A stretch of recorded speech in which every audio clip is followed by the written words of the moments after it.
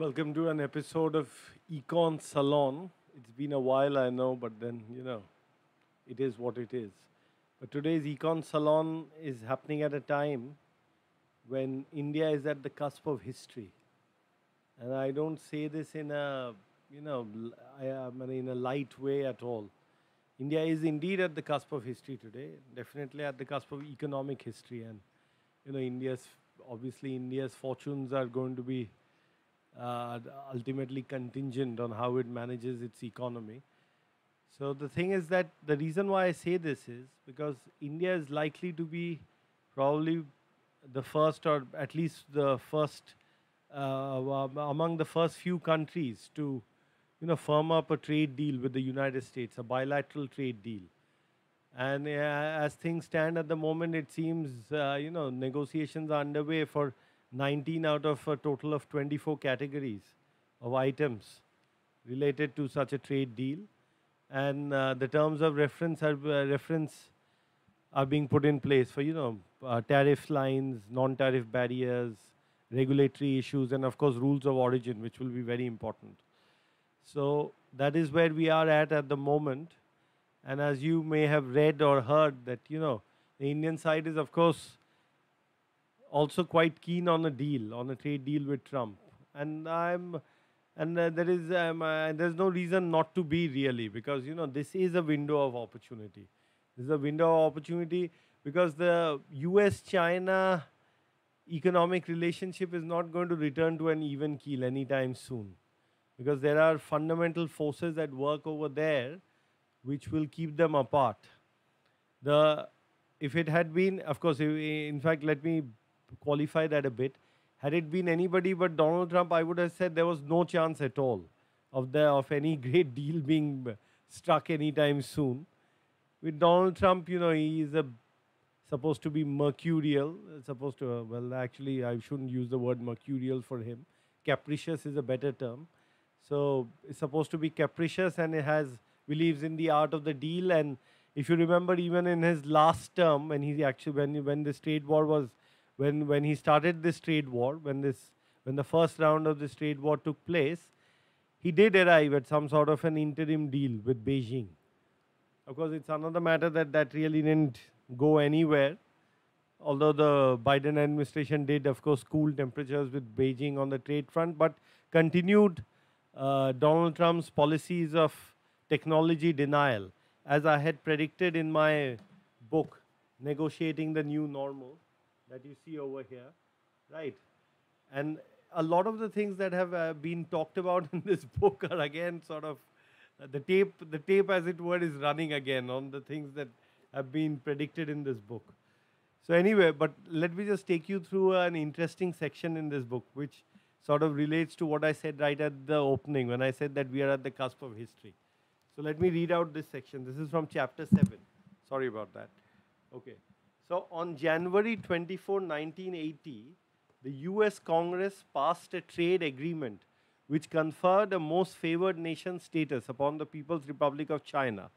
This was particularly significant as it meant that Chinese exports to America would from then on be exempt from the high tariff rates stipulated by the Smoot-Hawley Act of June 1930, a concession usually reserved for America's friends in the trading sphere. As negotiated, Beijing reciprocated by granting an MFN status to the US as well.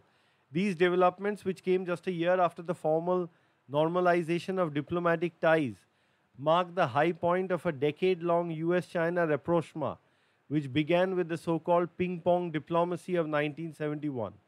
It was engendered by a mutual need to balance the Soviet Union that had achieved nuclear parity with the US and had been testing China's northern borders since the 1969 Ussuri River clashes. Right. So what is happening right now is akin to this. US-India trade talks have been on for a while. Before that, a certain degree of strategic coincidence has also been arrived at, some of which, of course, some of the things that have underpinned that I don't quite agree with even now. But whatever be the case, the fact is that there is a level of strategic congruence in India US ties that did not exist, say, 30 years ago. And India and America are part of the Quad grouping, which obviously also includes Japan and Australia. So the thing is, and on top of all that, the trade talks with America have, of course, been going on for a long time. I would say that had it not been for the pandemic and had it not been for Trump losing power in 2020, I mean, by the end of 2020, the 2020 election, then we might have seen this trade deal being concluded would have been concluded even before than when it might be concluded now. So that's how things are, and the trade talks are of course pretty advanced. And India has of course been showing its keenness to sort of wrap it up as well, and has for once for once it has advanced this forward most favored nation. It has put the forward most nation clause on the table for America as a sweetener. Some of you might recall that this European Union had actually wanted this from India last year, but India chose not to give it at the time, but has chosen to give it this time to America. It has put the forward most favored nation status on the table. Now, what the forward most nation status on the table does is it sort of creates a floor to any kind of deal that you strike. For the other party, obviously, it means that whatever deal is struck, in no way will they be worse off than the other countries that have already been given most favored nation by India. And of course, those countries are the ones in our neighborhood. We have, in the last 10 years, we've of course withdrawn one most favored nation status. There are no points for guessing which one. It's of course from our western neighbor, Pakistan. And we withdrew MFN status from Pakistan because of that nation's perfidious activities against us. Anyway, that's a different subject. But whatever be the case, by putting this, India has indicated that it is going to put a floor on the trade negotiations, right, for the counterparty actually. So it is a sort of a major sweetener that India has already advanced. Now, as some of you might know, I have been the greatest votary of maintaining, keeping America at arm's length on the strategic side of things as far as certain treaties are concerned. Which is why I said at the beginning, right, that strategic congruence has happened, although I don't agree with some aspects of it. So as you know, I was never in favor of COMCASA being signed or anything. So I have always been of the view that you must keep them at a certain distance on that front, even as you sort of advance the economic relationship. It should be the economic relationship which should start, pulling along strategic ties, not the other way around as has happened till date. In fact, the great proponents of strategic congruence would now be jumping up and down saying, see, I told you, unless you show closeness to the Americans, there's no possibility of proper geo-economic congruence happening. But that is not right. This geo-economic congruence is happening because of its own logic at the end of the day. Because remember one thing, we have been in talks with them for these things for a long time. And it is now that it is going to happen. Yes, it could have happened a few years earlier, as I said just a while ago. It could have happened maybe in 21, 22 itself. But it is likely to happen now. And it is good. It is good. I am actually of the view that we should firm up. We should be among the first countries to firm up a bilateral trade agreement with the United States of America. And for that, we need to, obviously, it will be a give and take matter. You can't only have take, but neither can America. And the main reason why I say we should do it is because America is going to remain a chronic deficit country.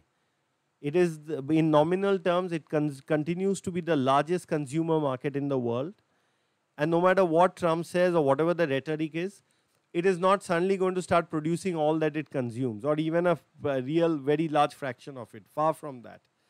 America is not going to be able to reshore much. What the real strategy is to break up the very large deficit America has with China into smaller, more manageable deficits with other partners with whom it will strike these much sweeter deals on very good terms, and also with partners with whom it has a certain degree of leverage, right?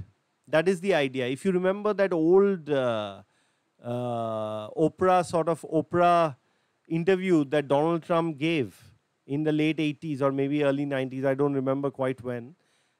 In that he said that, in that he was very clear. He said it is our allies whom we should sort of push more than our enemies, because that is going to be more difficult to do. So that is what you're seeing at play over here. So the allies are going to be told to come to the table to basically formalize what in some ways was going to happen anyway. Of course, one thing that was not happening to the extent that the Americans wanted was penetration for a whole bunch of agricultural commodities. That was not happening really, with obviously with countries like India. But that may happen now. For instance, the Americans want to sell all kinds of nuts to us and alfalfa hay among other things, right? So I say that it's all right, because as in return, we want access to America for a whole bunch of labor-intensive manufactured products. So right now, I would say we need to make that play. We cannot continue if we have to give some concessions for our on the primary side of things, on the agriculture side of things, we might as well give it, because we cannot continue to be an economy where manufacturing value added continues to be well under 20%. We have to move away from that. We have to make a decided push for industrialization. And that is where the last window comes in. This is our last window to do that. So if we get access to the all-important US market, and access not just in terms of tariffs and non-tariff barriers, but in terms of basically being, given a lot of favorable terms, even in terms of customs clearance and other things, then we should be willing to put certain agricultural tariffs on the negotiating table. And I think we are. Of course, if you go by reportage, it seems that soybeans and corn will be discussed later. These are things which still seem to be a little politically contentious at the moment. So they'll be discussed later. Yes, it is very true that agriculture continues to employ most of our workforce. I mean, it's still in the 45 to 50% range, right? So, but that is the whole point. We need to take at least half of that away, and not into services which include just wearing a uniform and shivering in the cold outside some condo in Gurgaon, if you get what I mean. We have to generate those manufacturing sector jobs. I'll come to that in a bit, and what are the other issues. So at this point in time, negotiating a trade deal with America makes a lot of sense. And as you can see, the Chinese are clearly worried. They have gotten off their high horse already, and they are now amenable to minority JVs in India, minority partnerships in India, or even just pure technology partnerships. Of course, there is one pitfall to all of this which has to be avoided, is that a lot of Chinese companies are also sounding out the usual suspects in India. And by the usual suspects, I mean the trader lobby, for India to for them to simply act as a conduit for re-exporting stuff to America. Now if that ends up happening, that is not going to be in our favor. We have to get Chinese companies to enter into technology partnerships with Indian firms to manufacture over here. We need to have their MSMEs come over here and be part of these large industrial estates that need to be set up. They need to produce from Indian soil. And the value added on Indian soil must keep going up. Right? For phones, it has gone up to 15% according to some estimates. It needs to go up to at least 40%. Right? That's just phones. There are many other things where value addition needs to really go up. And for that, we have to be very clear that we are not going to just end up being like Thailand and become a conduit for re-exports of Chinese-made goods. We must not allow that. And in some sense, the fact that America and India are also hugely negotiating rules of origin in some sense, that is a good thing actually. It means that, that this is something that is being discussed at the highest levels and is going to be part of any bilateral trade agreement. Because I don't think the Americans are going to take too kindly to us just re-exporting stuff from China. And thank God we didn't sign RCEP, because then RCEP would have, India would have definitely become a conduit for that. Right? So the sequencing has been right. We stayed away from RCEP.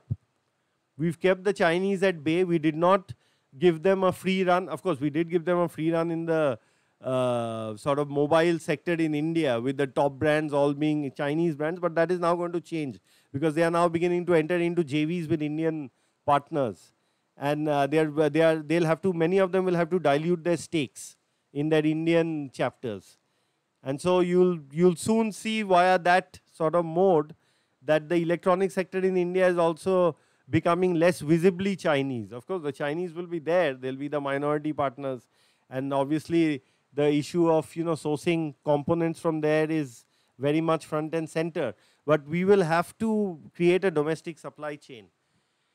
There are a whole bunch of other things that I would say in the course of this program, but let me just go to a few questions first. So, Love Bansal says, good evening, sir. Good evening to you as well. He doesn't have a question right now. Darsh Dubey says, sir, just in case Indo-Pak war happens, can India handle its economy with continuous growth? Just in case. Yeah, we will be able to handle the economy with continuous growth. In fact, some sectors may even flourish.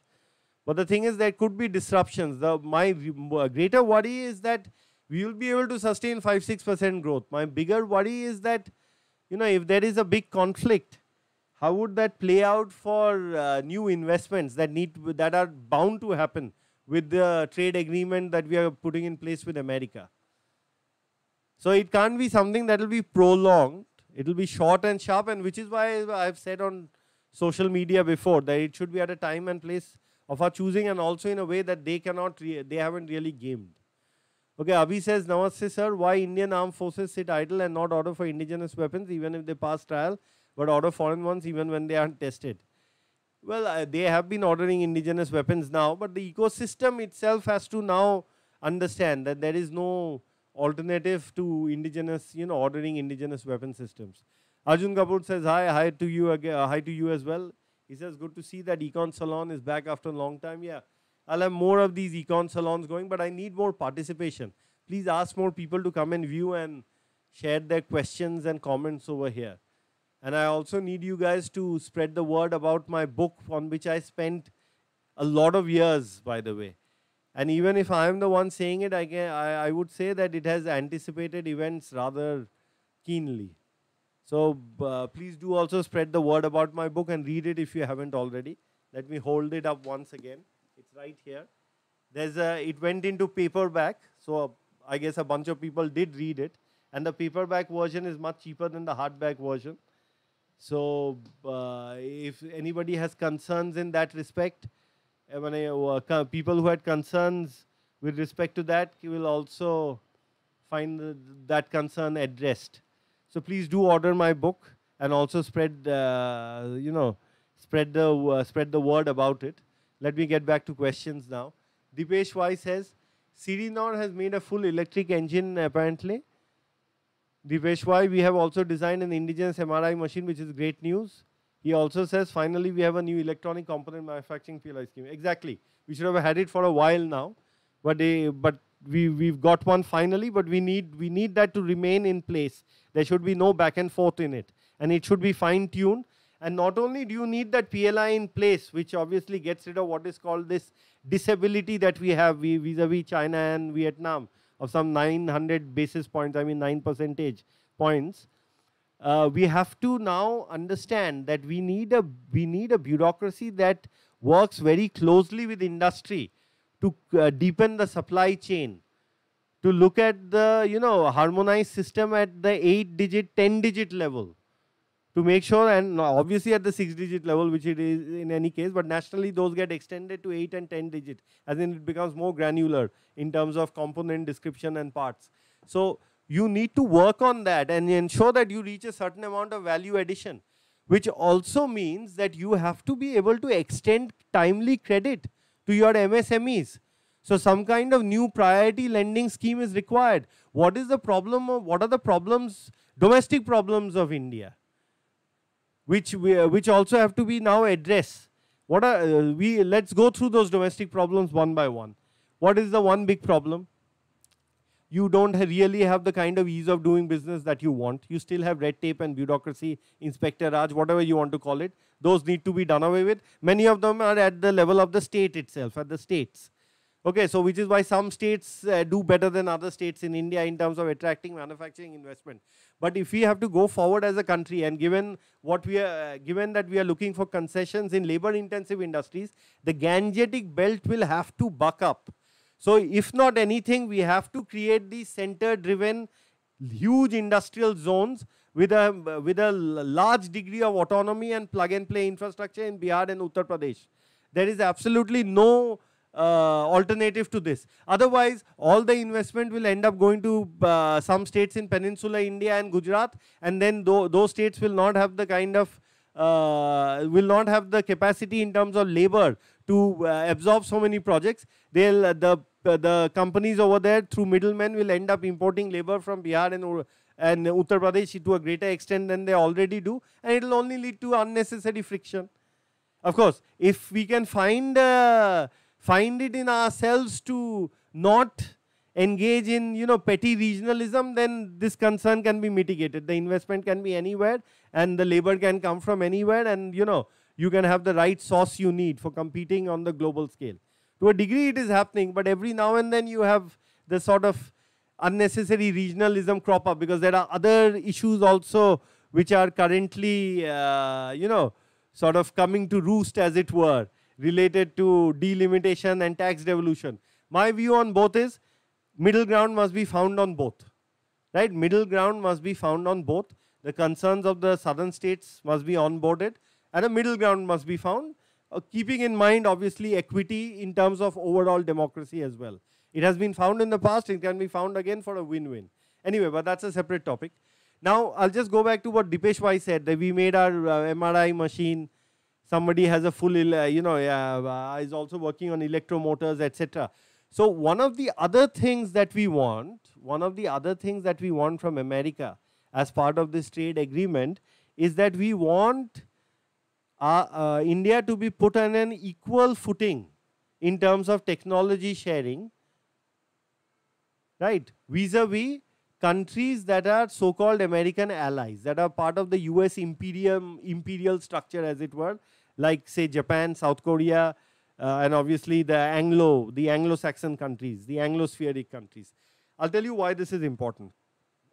Right now, whether it is reported or not, or whatever this, that, I have heard from multiple people that there is a de facto embargo on India as far as sourcing equipment related to the manufacture of semiconductors is concerned. In what way, I'll tell you. There is a de facto embargo for importing equipment which is relevant to the manufacture of semiconductors below a certain technology node size. That apparently is in place. And the way it is being done is that India is obviously, whenever, suppose you want to import something, you're going to be told that, the lead time is some unimaginable number of months. That is how it's being done. So obviously, America needs to relax the technology denial structures it has in place against India as part of this bilateral trade agreement. And we should definitely push for that, because we also have to climb the value chain in terms of manufactured goods. It's not just about labor-intensive commodities. And even labor-intensive, so-called labor-intensive sectors, even those have become highly technology-oriented in the past 20 years. It's not like you do that, modern information technology and modern manufacturing technology has not touched those sectors. It has touched those sectors in a big way. So getting around America's technology denial architecture is very important for India to climb the value chain and to create a proper industrial estate. So this has to be part of our overall negotiating posture, and I think it is. Let's see what comes of it. Okay, let's go to some other questions. So Pratik says, your book is very good actually. I have your signed hardback, only feedback. It's a difficult read. You have to use simpler language or less jargon in the next one. Look forward to your next.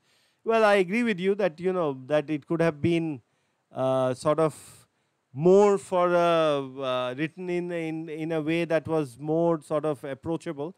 But the book, ultimately a book writes itself, and I have put in a lot of stuff in this book, and I did it in a way so that the logic is clear, the internal logic of the book is clear, and there are no discontinuous jumps, as it were.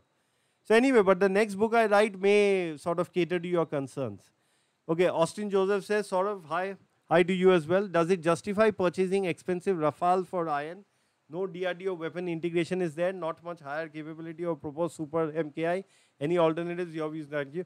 I'll answer this at length in IH, Austin, if you don't mind, because this is, after all, Econ Salon. Can't let this become a sort of an IH episode. We'll discuss this at length. Okay, Y says, TN government has also introduced its state electronics components manufacturing policy. They're going to match center's contribution. Yeah, they are a forward-looking state in this respect, I must say. They're definitely a forward-looking state, and they are doing what it takes to attract more manufacturing to their soil, and there's nothing wrong with that. It's part of, you should have competition between states, but in some cases, given the legacy of certain states and the legacy of the Raj in India, etc., and the fact that they do not have a shoreline or anything, the center will have to step in and create those industrial zones that I'm talking about. Okay, Arup Ratan Mitra says, a few days back I got a lot of flack for suggesting that maybe now is not the time to take overt military action against Pakistan due to economic reasons. Now it turns out Saurav agrees with me. We have to be very clear about what we are going to do, and we have to do it in a way that they haven't anticipated. Because see, the sort of heinous crime which was committed in Pahalgam clearly suggests that there is a strategy behind it. Okay, the way it was done, the way the execution style killings that took place are suggestive of it being part of somebody's strategy.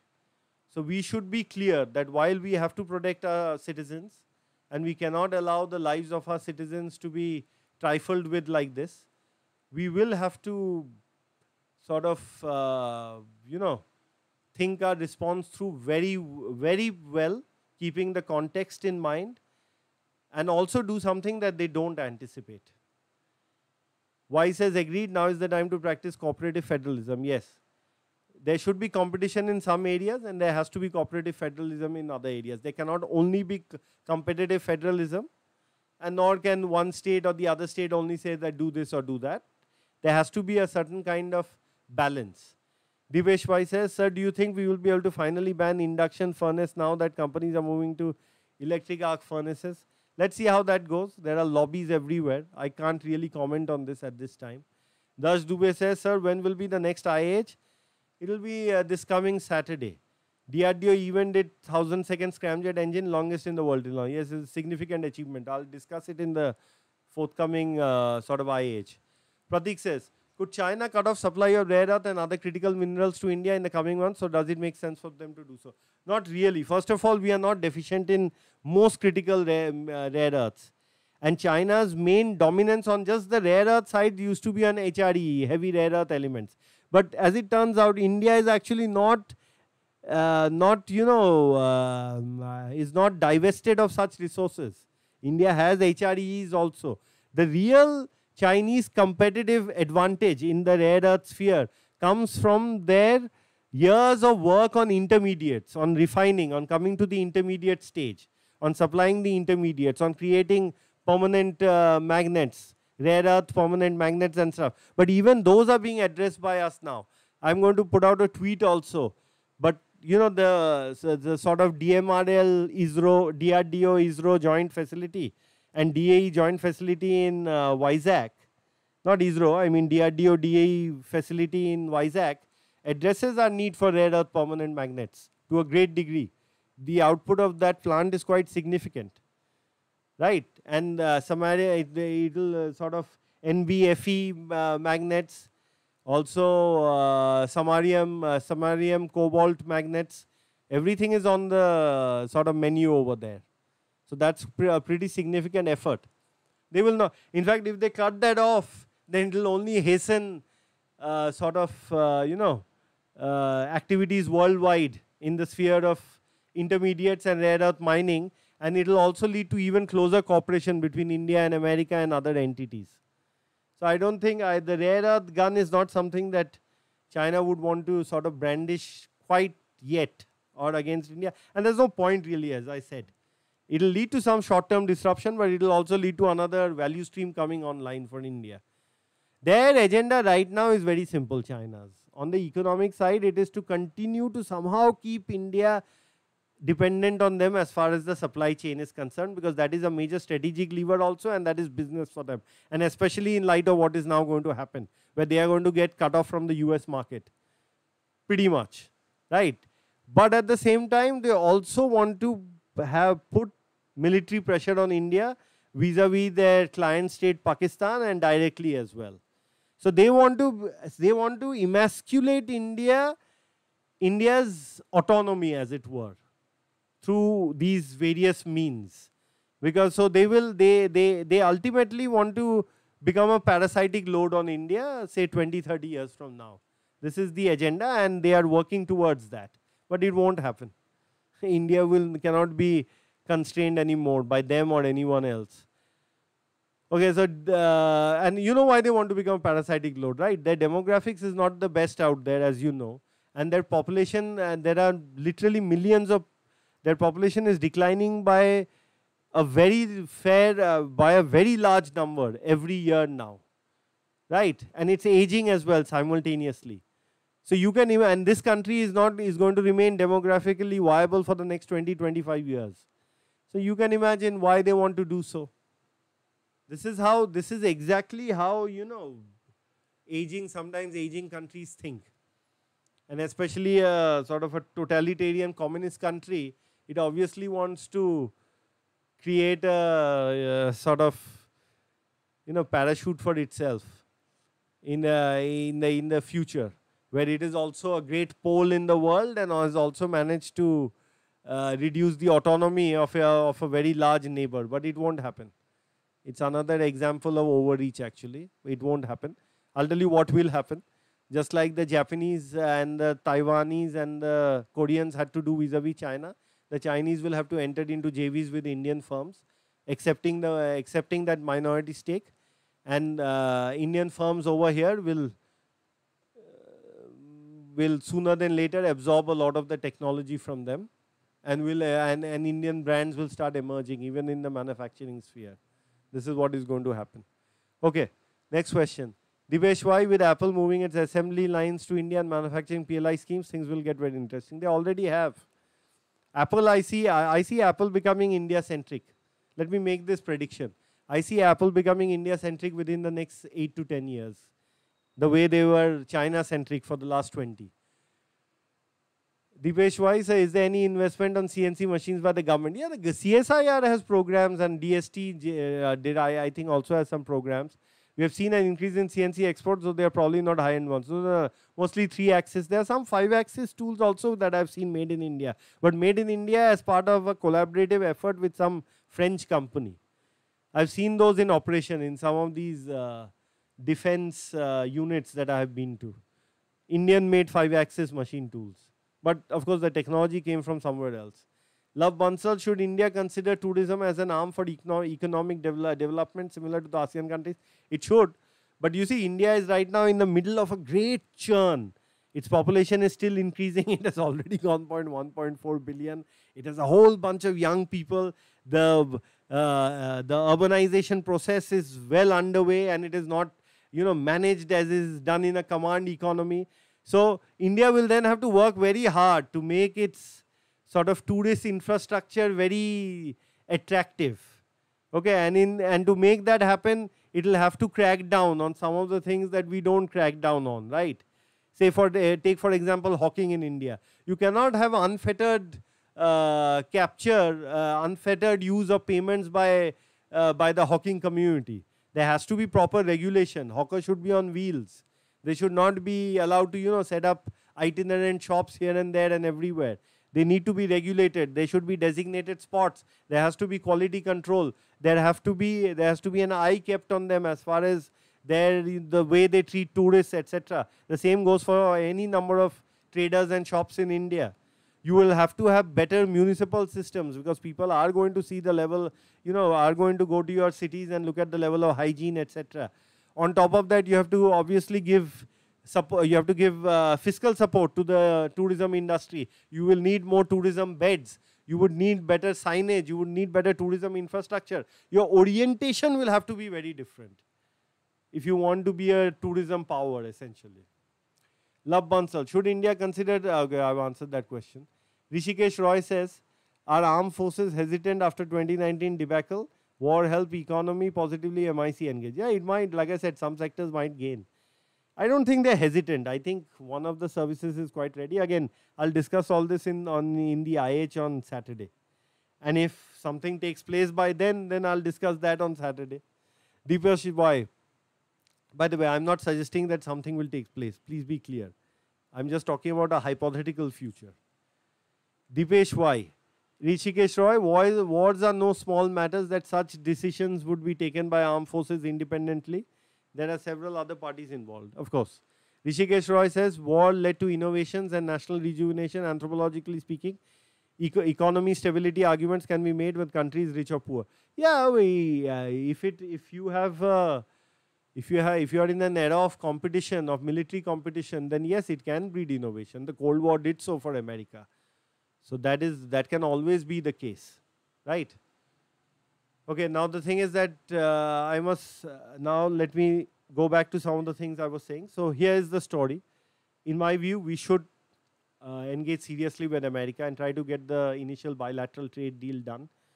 We should be willing to give them some concessions on the agriculture side of things, provided they give us what we want on the manufacturing side of things in terms of market access. We must firm up rules of origin because there's no point in India becoming a conduit for Chinese, Chinese or ASEAN re-exports. We have to insist that we are treated at the same level in terms of technology sharing as America's chamchas are basically, without becoming a chamcha ourselves. Now coming to that without becoming a chamcha part, I have also been the greatest votary of focusing on energy imports from America. If we have to give them any confidence building measures, let it be on the energy side of things. Hydrocarbons, I'm sure at some point even uranium imports, uranium exports from America will be on the cards, stuff like that. Because, we have to build up our nuclear estate and I have been the greatest votary of that. Those are the things we should focus on. America will insist that we buy a lot of their hardware, military hardware. This is something that the Indian state will have to show spine on. We must be very careful in terms of what we buy from them, and we must definitely not buy the tip of the spear from them under any circumstances. And we must insist that you show yourself to be a credible partner first by engaging in the joint ventures that you said you would. And the primary joint venture that they have to firm up first of all, before anything else is ordered from them, in my view, is of course the F414 INS6 sort of JV with HAL. That has to be firmed up, and the engines have to come from America. The F414, F404 IN20s for the Tejas Mark 1A family have to also have to see timely deliveries. Any forward movement with America on the defense side should be contingent on this. It should be, that should have its own set of give and takes, basically. You should not do it without that. We should be very clear about this. Okay, then another question is, but now the thing is that we have to be ready ourselves to be able to take advantage of this window which has opened up, and this is our last window, given demographics, given competitors across the world like Mexico, Brazil, and Vietnam, right? We have to get our house in order.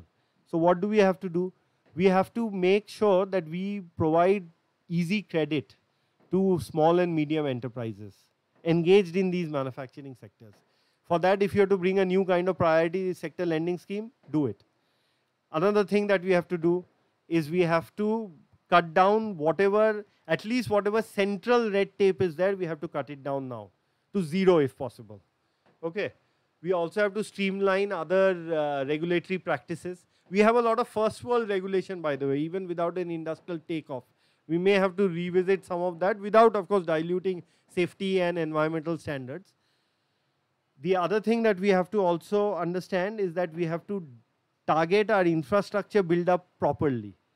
And it has to be targeted at the hinterland so that we know we provide employment where it is most required. And we create manufacturing capabilities across the country so that there is balanced development. This will also even out a lot of the unnecessary friction that seems to have cropped up today. The other thing that we also have to be very clear about is that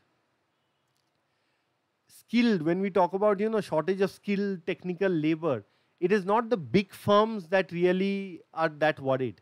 I have spoken to people from L&T and Tata and even Mahindra over the years. They typically tend to take people in and train them on the job. They like ITIs definitely, but they also tend to train people on the job anywhere.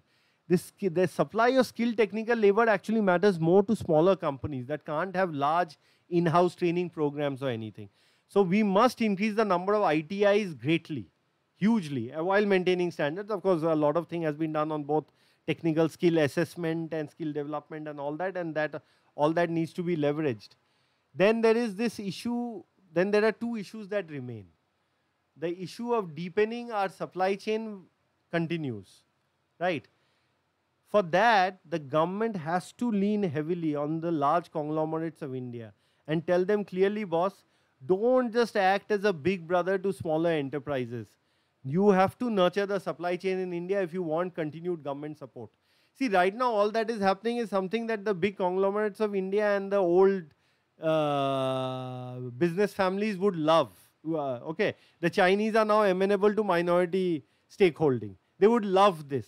But they should not become, conduits for just Chinese, some Chinese SKD, CKD stuff to come here, and or just act as, final processing units for goods for which the entire supply chain is imported. That should not be the case. Their outlook should always be to deepen the supply chain on Indian soil, and they should be nudged in whatever way possible by the central government to do so. It should be made clear to them that the support that they get right now is contingent on this, is contingent on their creating a Keretsu kind of structure in India where they are at the center of a very large supply chain of MSMEs, supply clusters of MSMEs.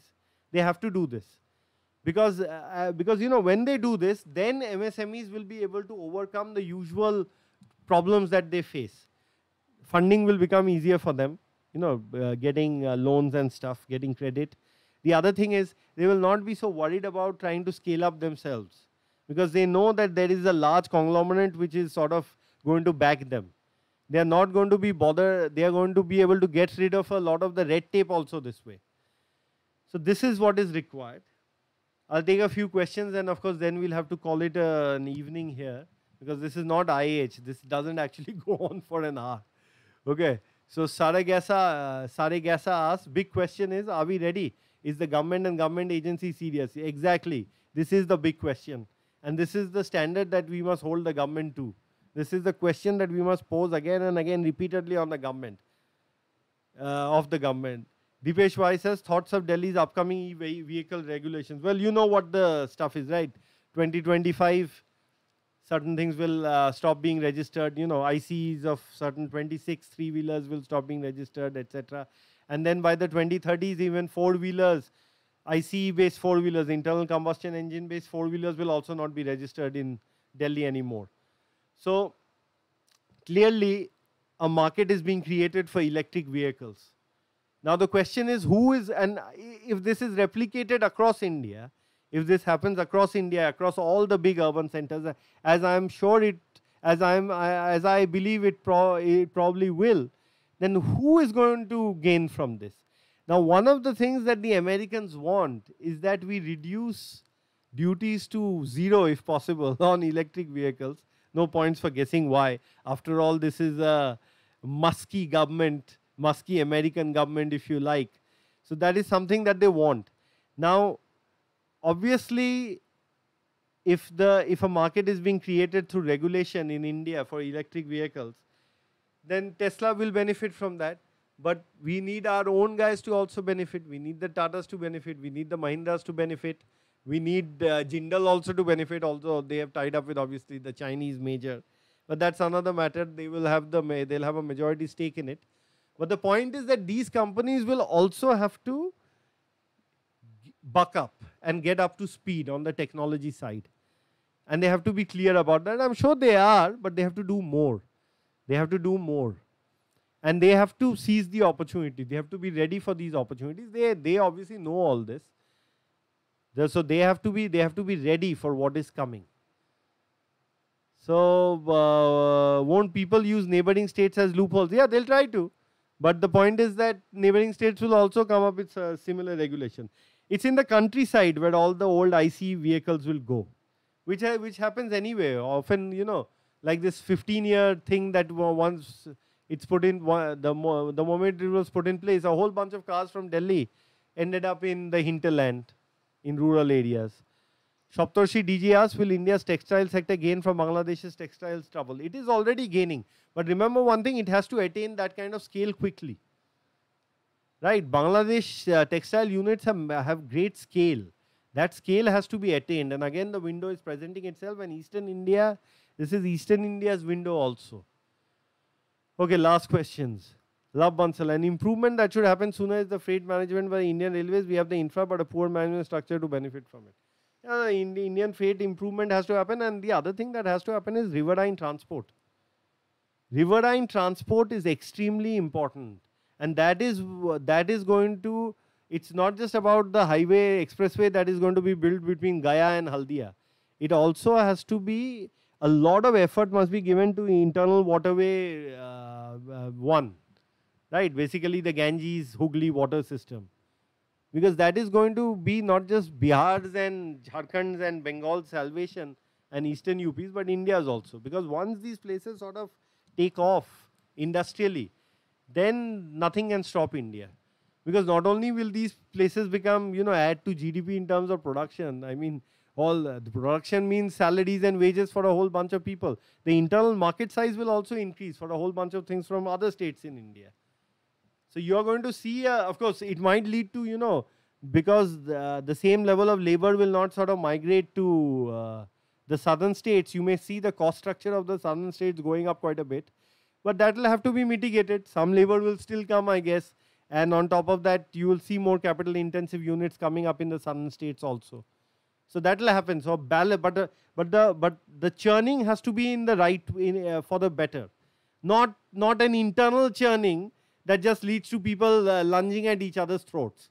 That is what we need to avoid. And I hope the generation of people that we have now can go beyond petty prejudices and realize the big picture at stake. What is at stake here? India, I told you, we are at the cusp of destiny now.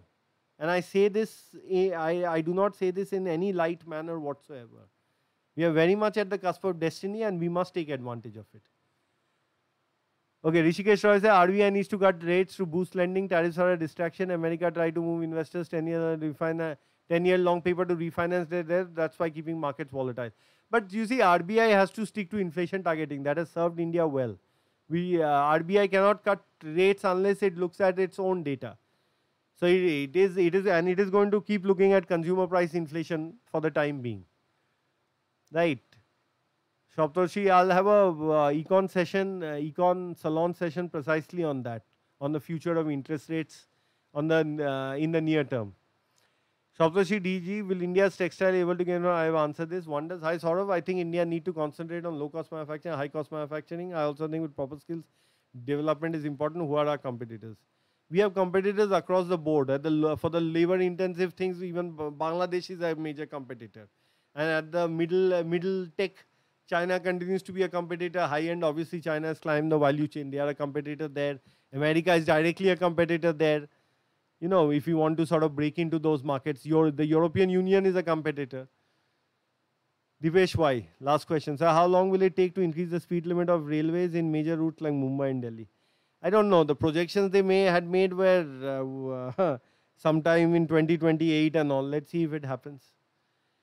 Okay, Nagababu Koganti, thank you for joining and thank you for contribution. I think I'm going to now bring this session to an end. I hope you found it useful. And I'll be doing more Econ Salon sessions because I think that's important because after all, geoeconomics and geopolitics are intertwined. And even the tragic events of, in my view, the tragic events of the past week, or of more than a week ago, do have certain geo-economic considerations behind them. So that is the cold world we live in. Of course, India should not be a cold country like that. I don't agree with that at all. I don't even agree with the prescription, the adharmic prescription. I have never agreed with it. I will never agree with it. India must stick to its principles, its roots, and its ancient way of, understanding the world.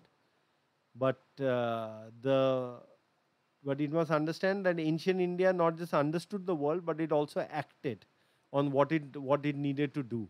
And that is all that is asked of India, to get its own act together. Nothing more is required really. Nobody can do anything.